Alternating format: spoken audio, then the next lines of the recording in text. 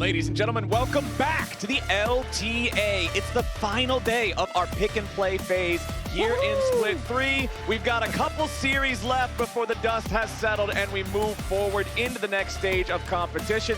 And one of those series is here, the battle of the boys in blue, C9 going up against Team Liquid in a best of 3. I'm Captain Flowers, joined by Kobe and Emily Rand for this one, and I am hoping that all y'all on the lounge are wrong and we get a full 3 games. I'm hoping we're wrong too, in fairness. Okay. Like, I do hope, and I do know that TL have the skill to be able to defeat C9. It's just that C9 right now are looking so good. It definitely is going to be difficult for Team Liquid, but everybody hoping that they will rally around. I have a fun stat, or maybe a not so fun for Captain Flowers. Uh-oh. So, what is the record, do you think, between Cloud9 and Team Liquid in Split 2? Last split, they played 6 times. They played 6 times? Yeah. Okay, I'm gonna guess 5-1 Cloud9. Actually, 6-0. Damn, I was trying to give Team Cloud9. Liquid just a, I was trying to give them a trying to preview. give them one. I figured they would get at least 1 out of 6. Yeah, they did. Ooh. 6 in a row, but let's jump into this one, Flowers, Okay. because the past does not necessarily determine the future. True. So, as we get into draft, we can see if there's any shakeups. Cloud9 obviously giving their credit to APA Ziggs. Yep. That champion did get a little buff, and so APA was like threatening, hey, maybe I'll do it. But not gonna do it just quite yet. Yeah, C9 targeting the mid lane 3 separate times. Of course, Galio can also be flexed. He can play in other roles as well. But Opens up the rumble pick for top lane. Yep, definitely still a mid laner possibility there. So 3 potential mid lane bans from C9 with the Talia, Ziggs, and Galio banned out. Over on the other side, the standard red side packs of Varus and Pantheon is banned away alongside the Gwen.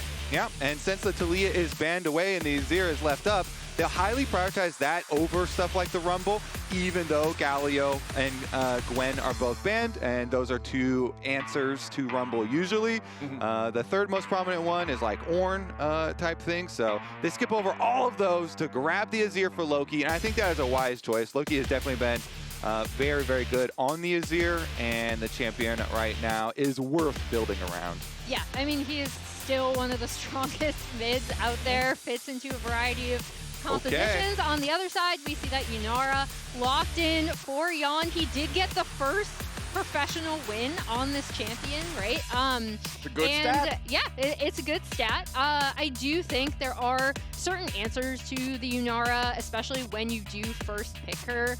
Kind of Wukong comes to mind, something where you'd be able to really try to dive the backline and get on her, because she can be kind of slippery as well. As we see the Trundle locked in for Yuuji, another really strong pick right now.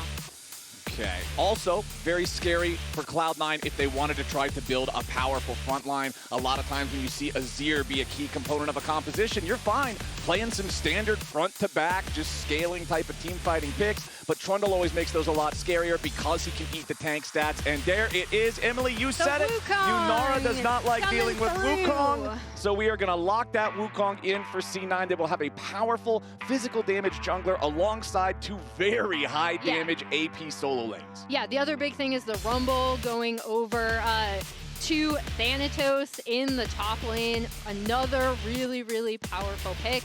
Nice first 3 rotation, especially, again, I do like the Wukong into the Yunara when you first pick her that early in draft. So I think Cloud9 probably are doing this so that they can follow it up with the Ornn ban in the second rounds here, since they've got plenty of room to work with. And you're thinking Impact is for sure going to pick something like that up in the top lane. So a couple extra here for Cloud9 to work with. Meanwhile, Team Liquid trying to play around this Yunara, take away the Ezreal poke lane possibilities from them. So there you go. Yep. And there's the Ornn ban coming out in that 4 slot, Kobe. We'll see if TL just want to keep banning AD carries, potentially try to pinch what C9 wants to pick up for Zven here. Yeah, if they're trying to get rid of the longer range stuff that they don't want to allow to contribute to the fights from further away, they could also ban away the Jhin. We see him as another one of those popular types of picks for similar scenarios, but running the clock down on this one, want to make sure they make the right call, and that call will be instead Rakan. There's already some powerful ulti combo potential on the side of C9, and having that big AoE teamfight engage could be real scary. Yeah, taking away some of the primary possibilities here, that primary engage from Vulcan. Vulcan's been super good, especially on stuff like the Alistar, which is still up and available. So, you know, things that you want for CC to keep people on Rumble ultimates are like Rel and Alistar. Both look pretty good as possibilities and could have some nice pairings there for Cloud9. Meanwhile, Yunara does go both ways. So Yunara can be played with enchanters like Renata we saw TL using last time around. CoreJJ played it with the Renata, but they could also play it with the Rel or something like that themselves. All right, what's it going to be Variety here? of covers here. Just got to bounce around, keep people guessing while we wait to see the answer into the Rumble. Of course, Renekton, this is just a staple of pretty much every top laner, but Sion instead, we mentioned the Ornn as what we were expecting. Obviously, C9 expecting the same thing, so they ban it away. One meatball is traded out for another, and Sion will be the choice. Yeah, and I mean, Sion is really strong right now. He can do a scary amount of damage, even if you don't go the kind of bruiser build that we saw Bwipo going yesterday. And I do like the idea of TL kind of defaulting to having a front impact on a frontliner. I do think that is where he can shine in these team fights. As we see the Corki coming through. Looks like they want a strong Neeko. lane too. Yeah, it looks like they want a really strong lane here. Corki and Neeko has plenty of burst damage to try and threaten whatever Team Liquid want to pair Yunara with. Neeko can be so annoying too for these champions that don't have a fast way to dash out of the range of the Pop Blossom, considering there's some limited mobility on the side of Team Liquid. I'm excited to see what Vulcan can do here with this pick, as it looks like TL are going to finalize their draft here with Renata Glasc, some counter engage to deal with when Azir and Wukong and everybody tries to dive in.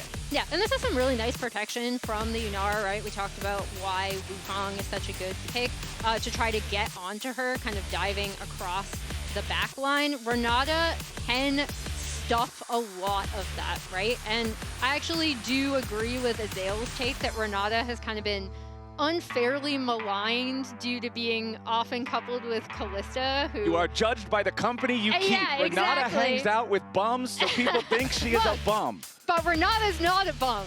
Okay, that's what we're going to see if they can prove here. Yeah, and CoreJJ did play it last time they played, verse line with the Yunara that time as well. And already, kind of proved it. He put his money where his mouth is. So, as you say, Wukong is kind of hard for a lot of champions to peel, but Renata can do it with the ultimate because you don't have to, get into range of the knockup and stuff. If your positioning is good and spacing away from your Yunara, then you can still peel for her pretty effectively there. And we'll see how effective those bailouts are as well.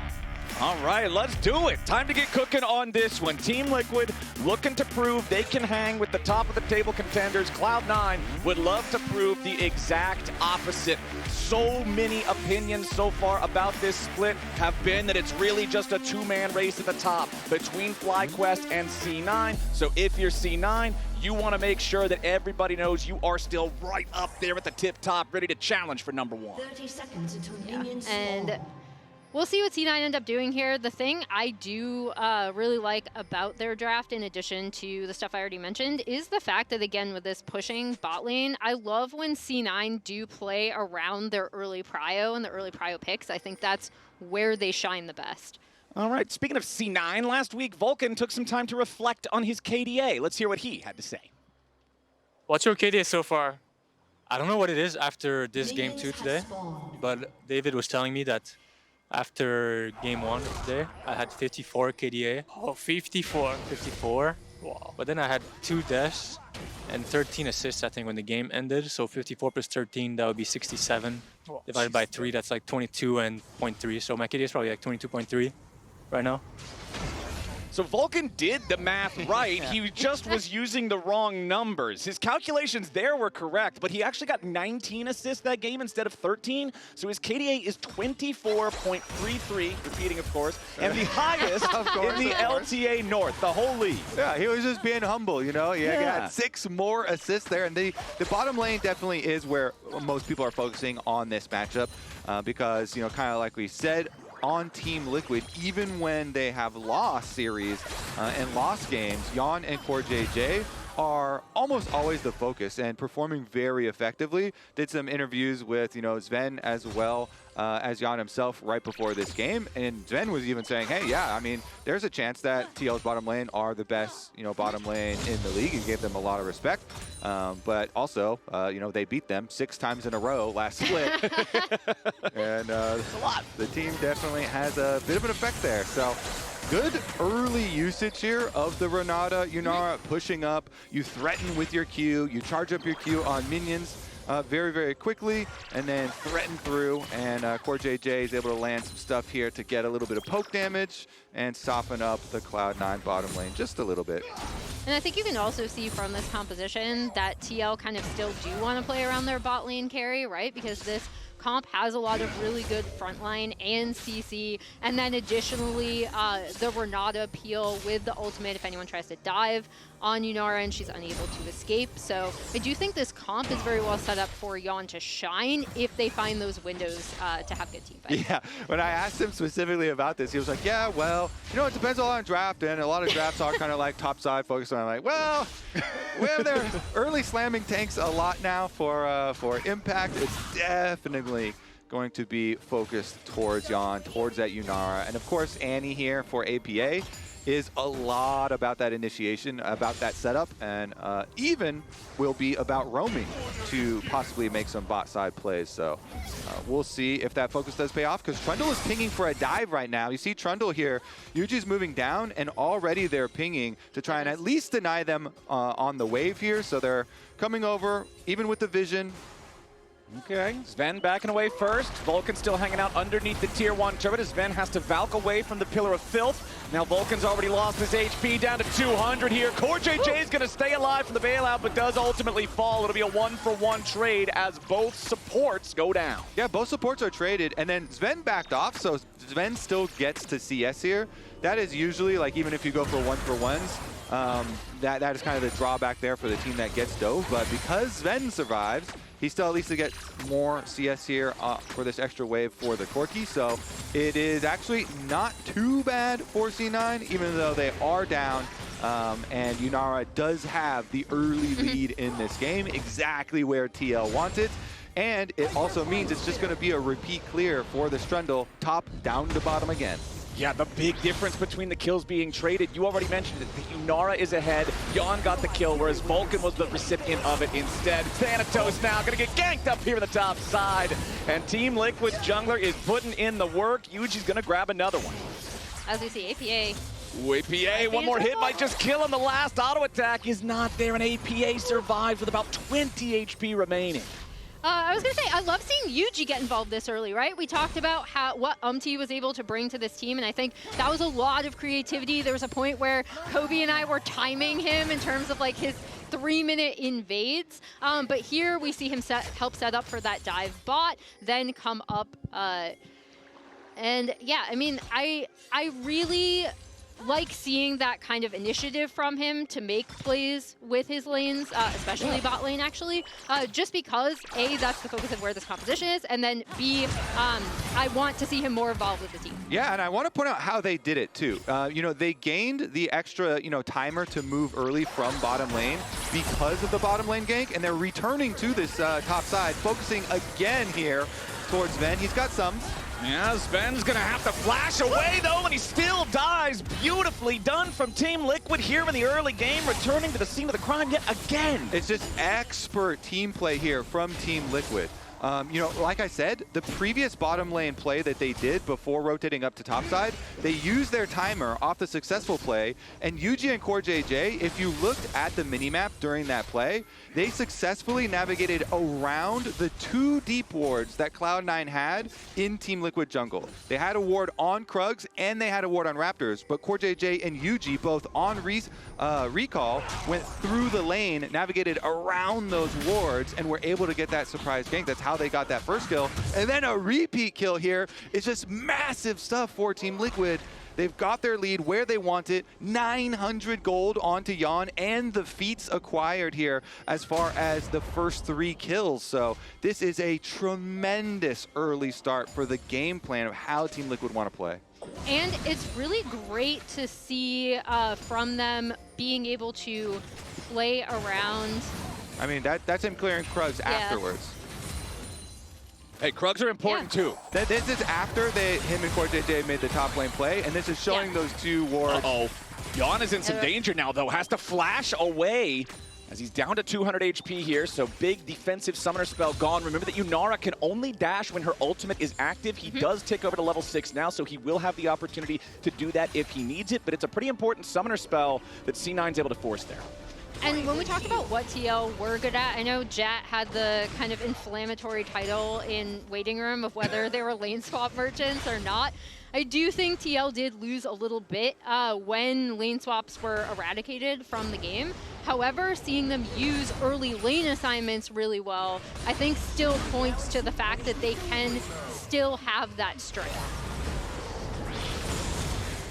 Okay, just about to tick 8 minutes here on the clock, so the Void Grubs are about to arrive to the Rift, and we will see who has control over the area, because right now, it looks like Team Liquid is setting up for a potential move. Yuuji once again up here around this top side. The ward and the Pixel Brush for C9 will spot him out, but Yuuji's not particularly concerned about Zven as much as he is with these Grubs. They'll go ahead and begin this objective. The Smite is available, but oftentimes you don't want to use it in the first little Grub. That one will get secured automatically, and now it looks like Cloud9 are just saying, all right, we don't want to fight for this anyway. We are behind here in the early game. We'll handshake the objectives instead, take the drift. Yeah, there's no way they can fight up on the top side, so it's a really good choice again from Team Liquid because, you know, Corki sitting on tier and being down over 900 gold, almost a full 1,000 there. Yuuji wants to fight around his duo lane, and so they take the Grubs. This is going to give them more turret plate money as they work off one on the top side. Defense comes in here for Cloud9 at the moment, though, and they're trying to minimize their losses at the moment. As you say, they make the smart choice. Just go trade on the other side. Don't want to fight into the disadvantage. Okay, Loki backing up there, shuffling away to safety as he sees Yuuji on the approach yet again. Blaber is slightly ahead of Yuuji in terms of EXP, but again, he hasn't been able to affect the map as Zven now in some trouble. The heal comes through, but a nice hostile takeover puts C9 in a real rough spot. The summoner spell is being forced out there. Everything that was available was spent by C9 to try to get away. And look at that, they immediately call Yuuji. Yuuji's walking over here on the Trundle. They want to force more CS denial onto Zven. Here comes the Trundle. He's on vision at the moment, so TL trying to push him off. And again, they're just trying to slightly increase, ever so slightly here, every little bit of gold difference for the Yunara over this Corki. They get a turret plate. They're trying to push the Corki away from the CS. And the little baby grubbies are so annoying for the Corki too because he can't hit the minions with the rockets. His APA might just die back over the mid lane. Loki flashes over the wall, APA flashes away, staying alive yet again with only 20 HP to his name. Impact's moving over to try to save his mid laner now as APA still at death's door looking for an angle here as Loki has now been caught out, and it's Impact with a decimating smash. One more auto attack will get it done, but no! Not even with the grass proc. Loki's shield barely keeps him alive, and both mid laners walk away with 1% health. That's so funny that both of them end up surviving. Initially, I actually thought that APA was definitely going to be dead to that, but really nice save from Impact off the back half of this too. They're going to be able to push that wave in, then Impact's going to head back to bot. But in the end, because Loki has teleport and he can teleport back to the wave, Impact actually loses so much CS down there because Thanatos on Rumble just pushes it up into the tower. And so Thanatos was able to get, I believe during that time is when they got the first turret plate and worked that one in. So We'll see about the next few minutes here. Looking again towards the Yunara, though. CoreJJ here on his roam, trying to clear out some of this vision so they can continue to play around Yeon. Ooh, Impact now could be in some danger. Thanatos flashing in aggressively, dropped down the equalizer, overheated here a little bit, but now after he cools off, Impact's got no way out. Nice solo kill from Thanatos. Yeah, really nice from Thanatos, recognizing Impact was still down his ult, right? Because he did have to ult in to kind of help save APA. Thanatos should be able to completely take over this wave and potentially get some damage on this turret. Yeah, I mean, he's on Leandri's power spike right now, so he knows. He's like, yeah, you're a tank. Well, I'm just going to roast you. He's got plenty of % health damage here.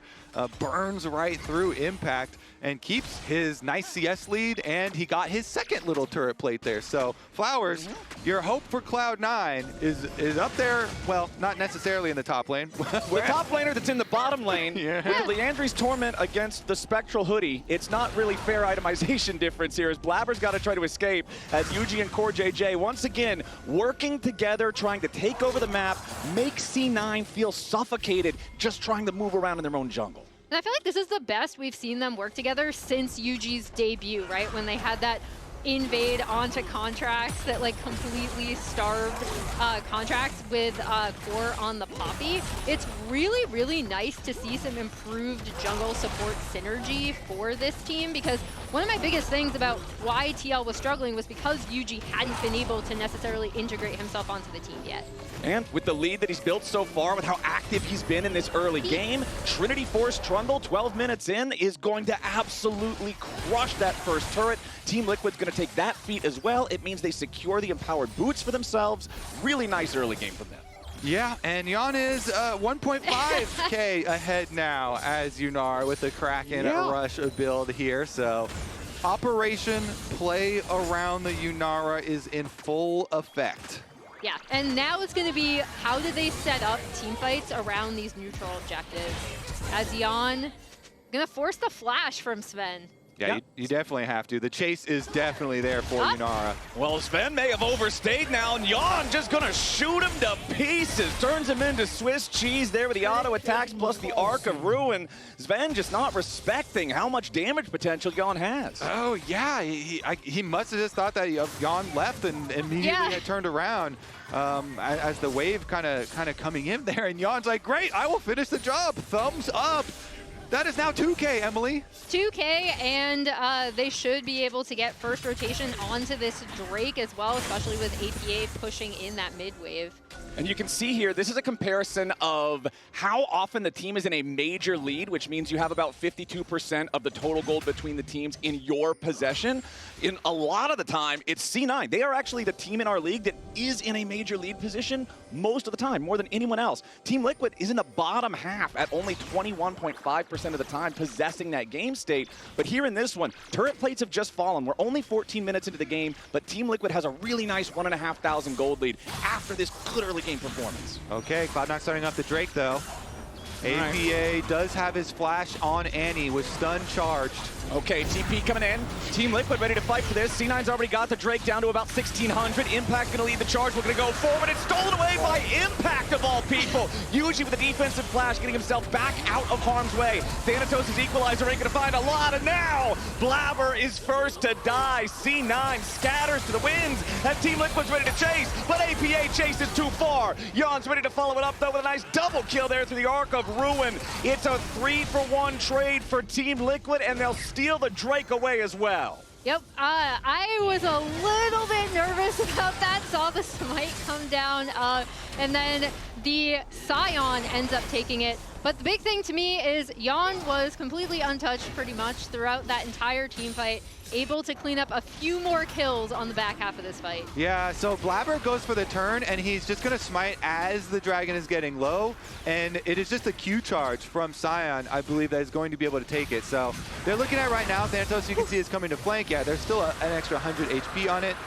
but they're trying to push him away, and Impact's able to get it. Then, running out, Yuuji pops his ult and flashes away. They wait out this Rumble ultimate, and Thanatos is the one with pretty much all the lead. So Thanatos, you see him on the back side of the Dragon Pit there. The rest of Cloud9 really don't have a hope of trying to fight off TL at that point. So that's why Impact with his re-engage. I'm too core now. I'm so strong. True. He's right. He's very strong. Too strong. He is a very, very strong now.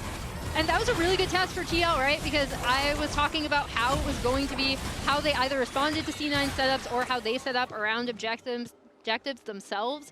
Being able to wait out that Rumble ult, APA coming in with that clutch stun as well, even though he dies on the back half of that fight, really set up Yeon for success.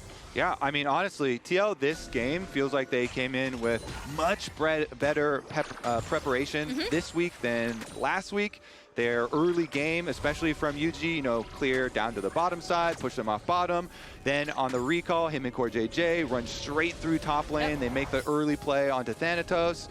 I mean, just very good stuff here from the very beginning, as well as into these team fights around Dragon. Now we will see, though, can they turn this mid-game lead into a full-on snowball? Because Rift Herald here is going to annihilate mid lane, and this is where TL have the chance of truly just like blowing open the map. And we've seen TL, when they're at their best, be able to do that so well, right? And I think the other big thing is that Yunara just snowballs really, really well in general. So she has everything to set her up in fights now. That was great. Old man driver Impact. Somebody needs to take his license away.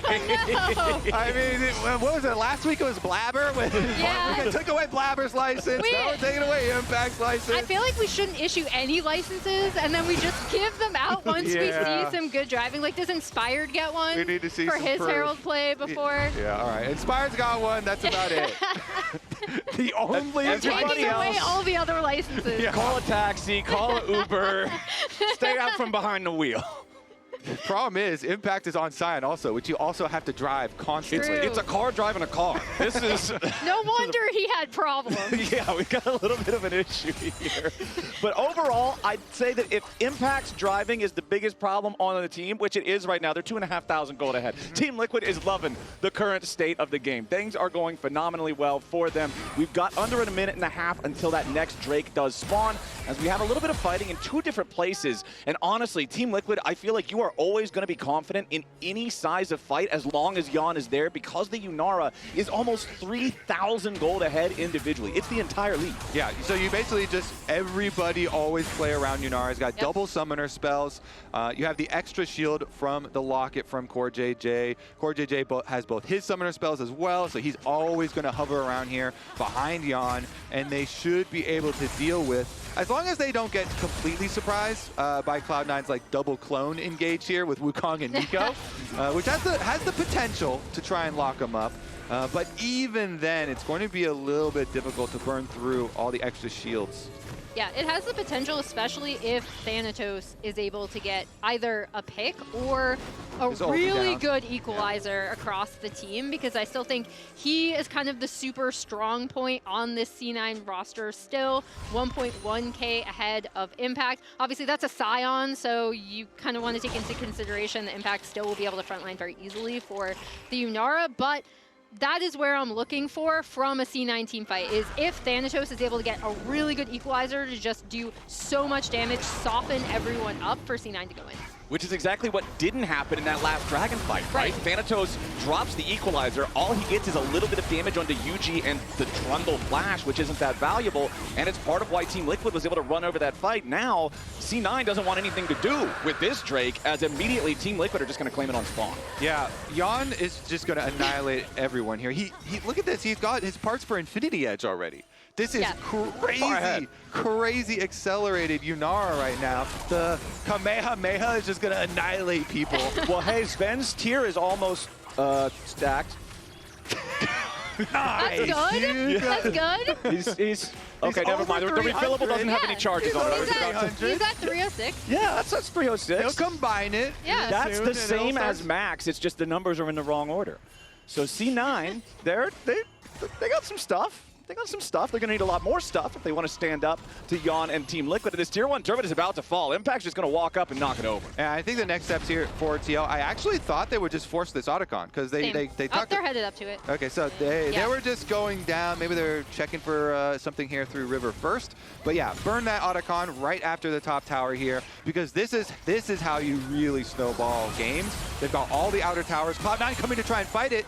Okay, Vulcan tries to go in for the Pop Blossom, but gets absolutely no value out of it besides APA's flash. Now the Equalizer finally summoned up, but a very nice use of the hostile takeover for the Renata Glasc. Blaber is already down. The Otacon is stolen away by Thanatos as C9. It looks so dicey there, but it's a 1-for-1 trade when the dust settles, and they managed to pull off the heist with the objective. Flowers! We were talking about, can TL snowball? Can they move it to the next stage? This Otacon is going to be the key. But Cloud9 just send it in there. Blaber's trying to make him, think about it twice. He gets in there. But in the end, another top laner steal? Yeah. I mean, we see kind of APA get the stun onto Vulcan. Vulcan Pop Blossom not able to get in. This setup looks pretty good. The Equalizer then goes down. The Renata ult comes through. Handshake onto the clone. Let's just see where Thanatos, I guess, just gets it from the bird. Yeah, I mean, it's just going to be an early smite. It's a slightly early smite, and the Rumble ult is still had tagged it, and so the Leandry's burn here. And we did say Thanatos is the hope. Thanatos is the answer. I wasn't thinking necessarily like that. Yeah, that's not exactly how the Rumble usually carries, but he just did right there. You better believe it, and I got some bad news for the Team Liquid fans in the audience. Yeah, they're still ahead, about 2,500 gold, but look at the flower petal count, 32-6. Producers have informed me the difference in value for adaptive force between those numbers, 2.2 thousand. So almost entirely equalizing the combat power from the gold lead that Team Liquid has, as now TL is still going to continue playing aggressively. They want to move into the Cloud9 jungle and look to steal away that red buff, but it's Blaber who wins the smite on that. Okay. I mean, it's actually, I'm getting pretty dang nervous for TL now because you know how well Azir scales, and we've been talking all about Thanatos this whole time. Loki's doing quite well for himself too. At the 2 core here for Azir, and Zven finally has gotten his Muramana combined and transformed. Truly stacked. On the Corki. And so Cloud9, with all the extra power of stealing away that Otacon, have made this game very interesting. Okay, Infinity Edge is done though for Yeon, so maybe he still gets to have his highlight play. Yeah, it's really going to depend on teamfight setups. Another thing that I have really liked to see from C9, particularly from Thanatos, but also from Loki, is they have been sending their solo laners to try to keep these side waves pushed out. They still have been able to farm pretty well. Okay. Drake's not, but we're fighting. Yeah, we might have a little bit of an issue here. Yuuji just lost half his HP in a quick burst. APA goes over the wall, tries to find an engage onto Blaber and Loki, but it ain't going to be enough here just yet. Yuuji stepping in from the side. Loki goes in for the shuffle, but he dies before he can kill APA. The Equalizer is still burning, and the Annie will not be saved from the bailout. So a 1-for-1 as both mid laners drop dead. Yeah, they're down, but TL with control, so they should be able to push this back out. Dragon's coming up in 38-ish seconds. Everyone's going to reset, and both these mid laners will respawn with their teleports. So, honestly, I mean, that's just kind of a delay. That was a preview. Yeah, it was a preview to the Drake fight. I do like what C9 are kind of doing. As we see the replay here, you can kind of see what they were going for with APA looking, right? He's about to go. And also Impact on the back half of this fight, right? Trying to get on to Thanatos and Zven, keeping them out. Yuuji comes around for the flank, and then, yeah, that shuffle is unable to do anything. Equalizer ends up getting APA despite the bailout, and the fight kind of separates. All right, round 2. Let's see it. Now with a dragon actually on the rift, Flowers. A lot of pings going down. That's what I love about the last fight. It wasn't even for an objective. It was just for the love of the game. As Team Liquid, they're immediately going to find the cleanse off of Zven.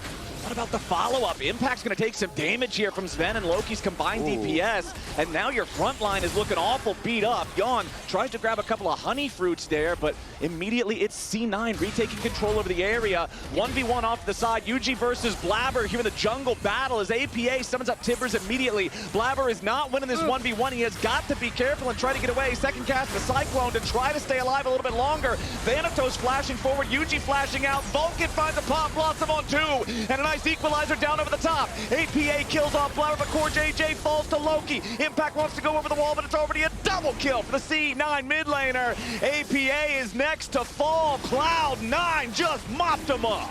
That equalizer was huge, really kept Yeon out of being able to come back into the fight and clean up. And as we talked about, this 5-0-3 Yunara is such a crucial part of TL's team fights, right? Like, that's where the bulk of the damage is going to be coming from.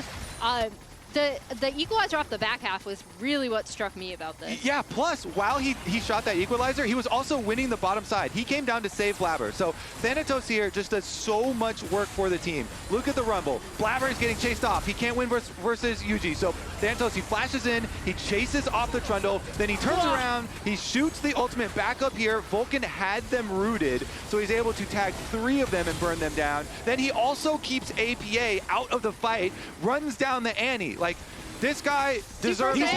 He deserves the whole all the team. honors. He plays every role. That is exactly what I was talking about when I said this is up to Thanatos, right? And now Loki, as we look at Thanatos' numbers thus far in this game. But now Loki is going to become a problem too, right? Zven is going to become a problem. They're going to be doing so much poke damage on this Corki Azir.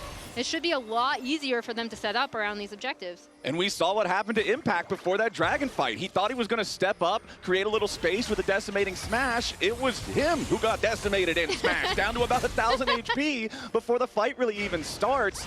Now Team Liquid still trying to fight for control over this topside river, as Cloud9 does not want to allow them to have that. Thanatos level 16 here on the Rumble, level 3 equalizer ready to cast. And he's got a death cap completed. Yep. So we're talking about, oh yeah, the 3 item power spikes. Whoa, he's engaged on? Yeah, Thanatos might be in a little bit of trouble here. Drops the equalizer, but he's already down. APA stays alive off the side as Impact continues putting the pressure here onto Loki. Blaber looking to reposition, protect his mid laner. 1-for-1 trade here as it's both top laners down this time. Impact wants a little more value here out of the Sion passive, but he won't get much. So again, some quick, explosive trading results in an even 1-for-1. Really important catch onto Thanatos, though, right? Because that takes away just a lot of what C9 can bring to these team fights. Should allow TL to at least be able to set up some key vision around the Baron area. I don't think they're going to attempt it without Impact, though. Yeah, I think it was the pillar from Yuuji that started it all out. When they had vision on the Rumble, they got the pillar behind him. They know he has no flash. Zven definitely has to Valk away here. Still can't handle the 1v1s versus Yeon. But yeah, taking out the 3-item Rumble right at the very beginning, exactly what Team Liquid need. But it still ended up only being 1-for-1, as Impact actually couldn't really tank on the front line, and as they tried to continue the fight. I mean, even though they caught Thanatos, he just drops the rockets on himself as he's about to go down and still gets a ton of value out of him. Now Team Liquid's got to be careful here because the red carpet has been rolled out. Yuuji's got to try to escape as Blaber jumps right back into the fight, but immediately C9 don't want to overcommit. Impact now tossed around to the side as Yuuji's barely alive. Impact's going to get burned down. A double kill for Loki is a death sentence for Team Liquid. C9 don't lose a single man. They barely lost an inch of their health bars. They're on the Baron. Yeah, the Baron is theirs, Flowers. Thanatos once again starts it out with another sick Rumble ultimate on the ramp, where they all have to exit through. And so even extra members of TL are walking across this thing, and then Loki goes in. He's like, you know what? You've done so much. I'm going to finish the job here. Azir goes in. Really good play there from Loki as well. Uses his flash, gets the extra kills, and earns them the Baron. And Cloud9, despite their early game Yunara woes, just take over. Look at this thing. Yeah. It covers the full ramp too, so he tags them at the beginning, then they have to try and escape over it. You got the follow-up route from Vulcan to set up Loki. Loki goes in, and they grab the extra ones to just guarantee the Baron. And now, this team is fully scaled. They can just go in and push on towers. Yeah, they were so easily able to separate too, to get out of that.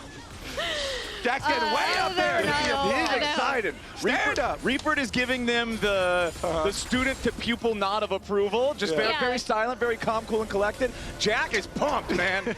Reaper is the parent that's way harder to impress. Yeah. Look, Reaper, I got an A. Jack's just happy the kids are having fun. Oh my God, it's my parents.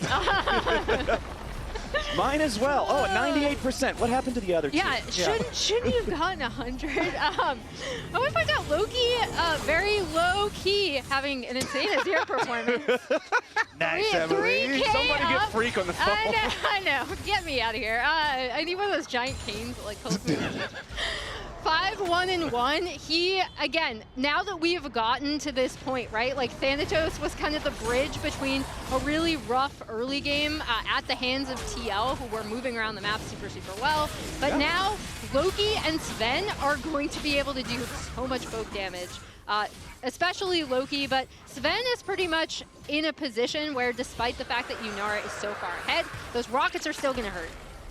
Exactly. Yunara's range much more limited compared to the poke of the Corki, as Blaber's ready to try to jump in there. Does not want to commit the ulti just onto the Sion. TP ready to arrive from the side of Team Liquid as APA gets chunked upon arrival, but it's Loki dead first. CoreJJ killed by Blaber now, as Vulcan makes a nice entrance with a Pop Blossom. Blink and you'll miss it. Team Liquid's already dead. Double kill back over to Vulcan. C9 have killed everybody except for APA, the Annie at half HP, struggling to hobble away from this one as Vulcan just wants to interrupt them, try to stop his back, because Blaber and Zven and Thanatos are marching down mid lane, and Vulcan will find the interrupt on the recall from APA, so the Annie can't even get back in time to defend. Yeah, the Pop Blossom kept popping, so he hit something, and now he's going to keep on chasing him.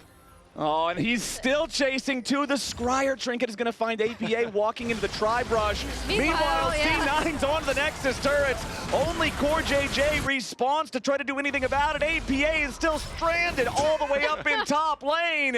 GG, 32 minutes in. Cloud9 come back and take game one. Yeah.